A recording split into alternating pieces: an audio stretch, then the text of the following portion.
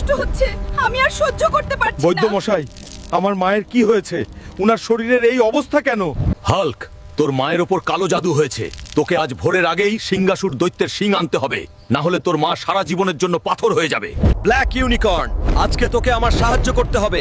আমাকে এখনই লাল পাহাড়ে নিয়ে চল। মায়ের জন্য আমি চন্দ্র সূর্য সব এক করে দিতে পারি।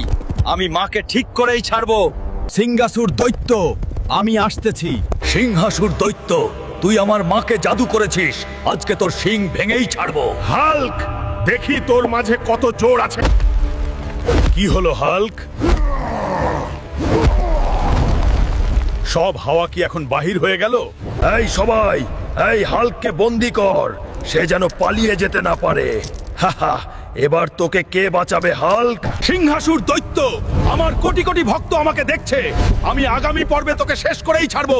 তোমরা সাবস্ক্রাইব করে আমার পাশে থাকো।